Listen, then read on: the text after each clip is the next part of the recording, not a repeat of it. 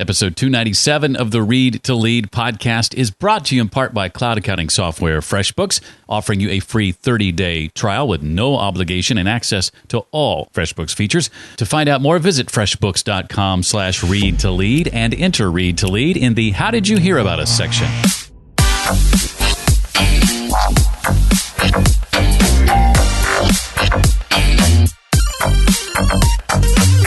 People are not our competitive advantage. Everybody wants to claim it's their people. And then I'm like, but you realize that all of your competitors have people too, right? Well, yeah, but they're not as good as ours. And I'm like, really? Where'd you get your... And you go down this path where everybody's got good people.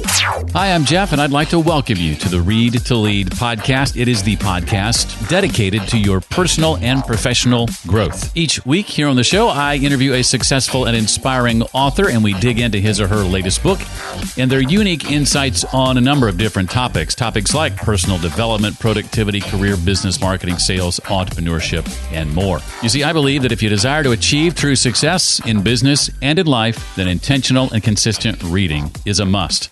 Today's guest makes a return visit to the show. His name is Dr. Chuck Bamford, and he's the author of the book, The Strategy Mindset 2.0, a practical guide to the design and implementation of strategy. He may have been the victim of a canceled flight earlier today, but that has not stopped him from keeping his appointment with us. He is, as I speak, frantically searching for a quiet place to do this interview. I plan to ask Dr. Bamford to share about what's wrong with most books on strategy these days, some of the prevailing myths with regard to strategy, the elements of a well-defined mission and vision statement, and much, much more. While Dr. Bamford is securing his spot for the next few minutes, I'll take advantage of the moment to share with you about our sponsor, FreshBooks Cloud Accounting Software. You might say that I have found FreshBooks perfect for my business, and that includes when I just started out and had just a handful of clients to today, where I have many, many more clients and a much larger business. One of the things I love about FreshBooks is the time that it saves me, but not only is it going to save you a ton of time and stress, FreshBooks might actually change the way you feel about dealing with things like your taxes. If you need to send your accountant a quick summary, say, on the amount of tax you've collected, or pull together a quick profit and loss summary, FreshBooks can generate these reports in seconds instead of the hours it would take you to do them manually. Trust me, I know. And I love, too, that you can even set up FreshBooks to import expenses directly from your bank accounts, which means next time you use your debit card for that meal or tank of gas or new computer, the purchase is recorded instantly in FreshBooks. Oh, and by the way, FreshBooks is also ridiculously easy to use. Trying it out for yourself is super simple too. You just go to freshbooks.com/read to lead, and you'll get instant access to a 30-day unrestricted trial. What does that mean? That means you get access to all of FreshBooks features for free. They want to give you a chance to make sure it works for you first before jumping in with both feet, and I love that about FreshBooks. Again, visit freshbooks.com/read to lead and enter Read to Lead in the How Did You Hear About Us section. Dr. Chuck Danford is the managing partner of Bamford Associates, a strategy consulting firm working with hundreds of organizations as they develop and implement a compelling strategy. He is an adjunct professor of strategy at Duke University and the University of Notre Dame, and previously a professor at Texas Christian University, University of Richmond, and Tulane University. His latest book is The Strategy Mindset 2.0, a practical guide to the design and implementation of strategy. You can learn more about him and his team at BamfordAssociates.com. That's BAMFORD Associates.com. Dr. Bamford, it is a pleasure to welcome you back to the Read to Lead podcast. Thanks for being here. Jeff, very glad to be back with you. And Chuck, please. No worries. Well, we talked through the first edition of your book back in I think it was July of 2015. And of course, that begs the question, what's new in this second edition of the book? Well, yeah, and actually, I kind of hoped, I'll be honest, I've got a number of textbooks that I have to revise all the time. I kind of hope not to have to ever revise the strategy mindset. But a couple of things came up. Number one, some things just changed. I mean, there's just been new research in the field, new work by a number of folks that have just kind of modified how we do good strategy, and especially how we do good strategy implementation. And then I had just left some things out. I wanted it to be a brief book. the first one. And so I left out issues on nonprofit organizations or on how you develop vision statements and how you craft some of these things with perfect customer analysis. So anyway, Jeff, the book grew 75 pages. Wow. And I would say about 40% of the rest of the content changed. So it was time for a new book. Yeah, certainly. Well, there are certainly lots of books on strategy, no doubt. What, in your view, though, is wrong, Chuck, with most of those books? Yeah. Well, I think unfortunately, a lot of them are written by people who don't really understand what strategy is. And so they've come up with their own sort of pop approaches. But I think the biggest issue that I have with most of the books in the market is they're just not practical. They're hard to read. They've got thick, mind-numbing numbers of things that you're supposed to memorize. And the executives don't have time. Managers don't have time to do this kind of stuff. And so I like to get it down. It is a process. Strategy is a process, and I like to get it down to something straightforward. Well, most listening are familiar with SWOT analysis, strengths, weaknesses, opportunities, threats. What's your issue with SWOT, though, as a strategy approach? Yeah, and sorry I start laughing because it's that term analysis that, as you know, Jeff, is going to get me. All right. SWOT was never meant as an analysis tool. Even you read back the original writings on it, it was meant as a methodology or as an approach to present what we find. And so I've got no problem with people putting into the boxes and saying this is what our strengths, weaknesses, opportunities, threats are. But we need a real process to figure out what those things are, because otherwise all we're doing is sitting in a room with Post-it notes going, well, I just think this is one of our strengths. Let's put that up there.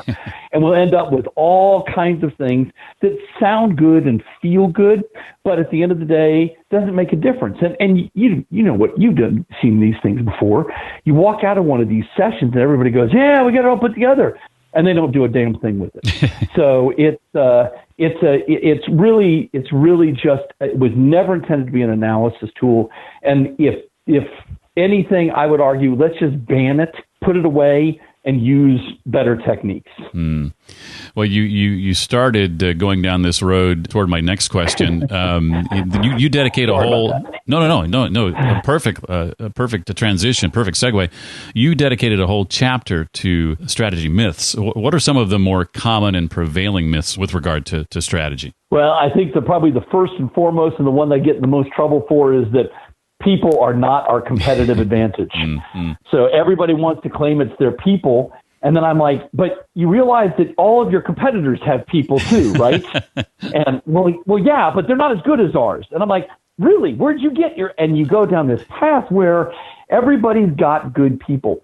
We don't buy a computer. We don't buy a car. We don't buy a dinner because of the people. We buy it for other reasons. And what people do is people deliver on competitive advantages. And I think it's a big distinction between thinking that people are our competitive advantage versus that's how we deliver on our competitive advantages. Probably could give you some other fun ones if you want. Absolutely. Okay, because we got some other great ones, like, for instance, customer service is our competitive advantage, because everybody says, unfortunately, that customer service is their competitive advantage. So it doesn't differentiate at all. I think in terms of some big items like customer service or quality or brand, what we do is we have these very high-level concepts that people think are our competitive advantages. What we do is get underneath those to the elements of customer service that we think truly differentiate us, right? And then we can focus all of our employees' energy on those particular, and just saying, do good for the customer, right? So and same thing goes with quality. What do you mean by quality, right? Let's get down underneath it so that we get to what it is that really is driving the behavior, because ultimately strategy is about getting customers to go past your competitors and come to you. Well, share, if you would, Chuck, about the 5-factor test you write about that you've developed to determine an organization's true competitive advantage? Like, if they're supposed to go past my competitor and come to me, how do I make that happen? Right. And do I wish what you just said was true? Do I wish that I had designed it and it was mine? I would call it the Bamford approach, Jeff. And I'd be on a cruise ship down in the... So a long history, going back almost 30 years, has developed this approach called resource-based analysis. Depending on who you talk to or what consulting company, some call it VRIN, VRIST, VRIO. It's all the same thing.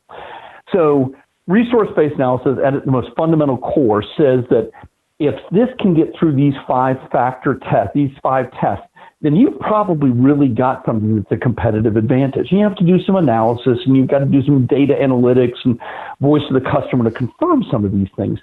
But what I've done, I think, is turned it into a very practical approach. So most things fail at rare. So let's evaluate rare first. Is it relatively unique compared to our competitors? If it gets past rare, the question is, how long do you get to hold on to the cool thing? So how durable is it, right?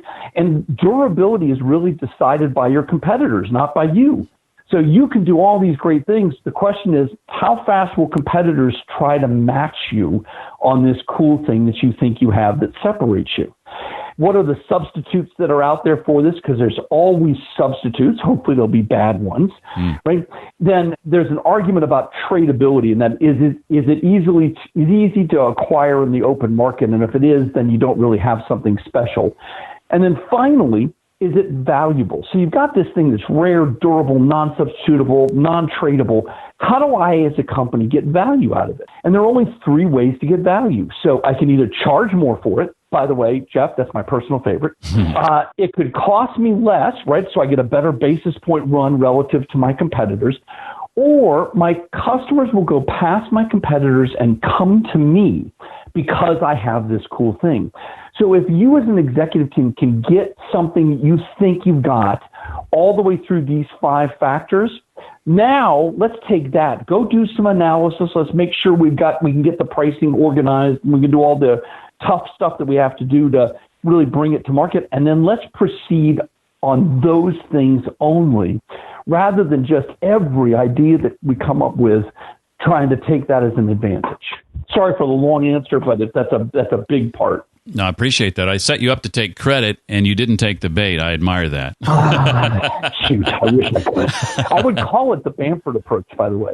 So I like that. Well, every organization, of course, is always looking for what they call a perfect customer, quote unquote. What insights do you have, Chuck, on more readily finding this elusive human being?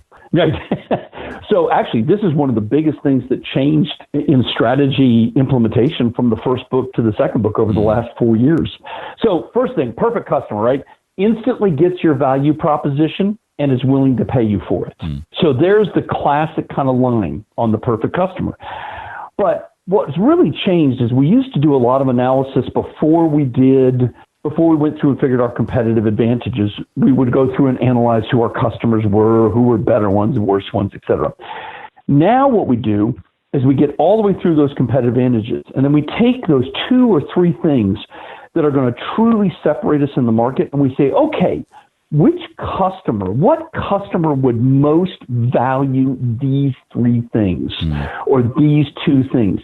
And then we actually break it down. And I spent a fair amount of time in the book on this. We actually break this down such that it can be easily analyzed and easily found in the open market. And let me give you a quick example. I do lots of strategy retreats with corporations, various sizes. Most of mine are mid-market. And I walk in and say, tell me who your perfect customer is. So, Chuck, our perfect customer is one who pays on time. Our perfect customer is one who doesn't bother us very much. Our perfect customer is one who doesn't look at any of our... And they go down this list. My favorite one was, it just happened a couple of weeks ago, our perfect customer is one who shares our values, Chuck. And I'm like, oh my gosh. So you all have 40 salespeople. How are they going to find somebody who shares your values? Right? So we've got to get it down into something we can actually go find. And what I always argue is, let's get this down so precise that I could hand it to an 18-year-old And they could go find these people, and then I could send my salespeople out to just those people. And the idea being, let's increase the hit rate of our salespeople. I love that. Well, you mentioned a moment ago adding things like mission and vision statement examples to version 2.0, the second edition of this book. And boy, there are some real doozies in here. I was really disappointed in Coca-Cola, for example. What are the elements, in your view, Chuck, of a well-defined mission or vision statement, and how can we leverage these when it comes to our implementation strategy? Yeah, and that you just nailed the reason we do it. So why would we bother with a mission vision? It's because it communicates in a very succinct way to not only our customers, but also to our employees where our focus is. So mission is about why we're succeeding in the market now. And vision is about where we want to take this organization, right? So vision is inspiring, CEO-driven, has elements to it that are going to push us as an organization. Mission is right how we win in the market now. So what makes a good mission statement? Well, it's got to be short, right? Otherwise, people don't remember it. It's got to be simple. It's got to be specific to this particular organization. We've got to be able to have every employee be able to act on what those things are, and then we've got to be able to measure whether we're being successful. So you take these 5 elements together and you put those up on a wall and start wordsmithing with what you've got as competitive advantages. And relatively quickly, you can get this into something succinct that hopefully speaks to not only employees, but also speaks to customers. Great communication tool. Yes, for sure. How do our organizational structure, Chuck, and key metrics factor into effectively implementing on a strategy? Well, and I think that those are two. I think a lot of people talk about metrics. Very few want to talk about structure. It's unfortunate. So you've got a strategy, right? Strategies are always changing. You've got a strategy. And what I run into organizations is they don't want to change the structure of the organization. Well, the reality is if you really want to implement your strategy well, you align the structure to match your strategy. And good gracious, that goes back 50 years in strategy research. And most companies did do that early on. They just get stuck as they grow or they get older and older in the market. And so you really need to relook at structure so that it aligns with your strategy and what you're trying to accomplish. And then metrics are actually one of my favorite things in strategy design, albeit most people get frustrated with me when we try to do this. And that is, metrics for strategy are activity metrics. I, as a manager, have a hypothesis, right? I hypothesize that if my employees do this, this, this, and this, that back here sales will go up or customers will return or whatever, EBITDA goes up, whatever it is that we want. But it's a hypothesis. So now the question from a strategy point of view becomes, what do you specifically want your employees to do that you believe will lead to those outcomes? And so now we try to align what we call activity metrics to the competitive advantages. And as managers, it's nothing more than a hypothesis. It's a hypothesis that if they do this, we will achieve this. And I think what we see is that organizations want to focus on the outcomes. They don't want to focus on the inputs. They'll give me a line that goes something like this, Jeff, and I'm sure you've heard this more than a few times. Chuck, don't confuse activity with performance. And I'm like, oh, my goodness. I don't confuse activity with performance, but by gosh, there's got to be activity. So let's decide what that activity should be. Very well said. And I love just your passion for this in driving some of these points home. And I think your angle on a lot of these issues is rare. Would you agree with that? Well, I really love this stuff. I think this stuff is fun. And I think it's fun to make a real big difference when you work with an organization. So that's an awful lot of fun. Yeah, I think that you're probably right. Too many people view it as trudge work or as just something they have to go through each year as opposed to really, really making a difference. Yeah. Well, I have a couple of questions I do want to ask you that aren't directly related to the book and the time we have left. But before I do that, Chuck, is there anything else from the book you want to make sure we know? No, I think between you and me, because you've seen both, I'm infinitely more pleased with this one. I think it has a lot more depth to it. And I think people will be able to do more after reading this book than they could after the first one. So it's been exciting to a lot of feedback from people who are reading it now. Well, I warned you before we started that I was going to come to you for some book recommendations that were different than what you recommended a few years ago. In those last few years, let's say, what have you read that's stuck out to you, that's been memorable and impacted you? Yeah, I would say there's been two. One is a little older book, but gosh, it just keeps coming back. And it's called Making Strategy Work. And it was written by a guy named Larry Rabiniak. He is just one of the great researchers in the field. And then the other one is yet another Malcolm Gladwell book that's been around for a long time, but hard to argue with, as powerful, and that's Outliers. He has found a way to take all the research that most of us know about in the field, but combine it and write it up in such a way that it is easily digestible and understood. He's just got a wonderful talent. Well, whether it's workshops or keynotes or some other environment, I know you're doing a lot of speaking throughout the year. What would you say, Chuck, are some tips you'd be willing to share for delivering an impactful talk, a memorable talk, and one that's really going to land with your audience? I think for me, when I'm thinking about a talk, it's what do I want the audience to walk away with? What do I actually want them to remember and walk away with at the end of it? And then I spend most of my time viewing what I do as edutainment. Right? I want them to walk away with new knowledge. I want them to be able to do something they couldn't do before they walked in, but I want them to have a fun time and be entertained along the way. So I try to do both at the same time. Love it. Well, of course, this new edition of the book has been out for a few weeks, and you may still be in promotion mode for some time. But beyond that, I'd love for you to share what's ahead for you and your team. What are you working on currently that you're excited about? Yeah, we've got an awful lot. We're doing a lot of work with organizations, many more mid-market companies, because they can make strategy changes quickly. So that's a lot of fun. I'm working also on the 4th edition of my entrepreneurship textbook, which is with McGraw-Hill, and it's the #1 entrepreneurship book with them. So it's fun to be working on the 4th edition of that particular book as well. Well, the new book is called The Strategy Mindset 2.0, a practical guide to the design and implementation of strategy. And his name is Chuck Bamford. That's Dr. Chuck Bamford to you. For me, it's just Chuck. Chuck, thank you so much for your time. I really appreciate you carving this time out, especially in light of the fact that you're currently stuck in O'Hare. You found a very quiet place to do this interview from. I was very successful with that. Thank you very much, Jeff, and I appreciate your accommodation. I have set up a page on my website dedicated to this episode. It's called the Show Notes page, and you can find it at readtoleadpodcast.com/297 for episode 297.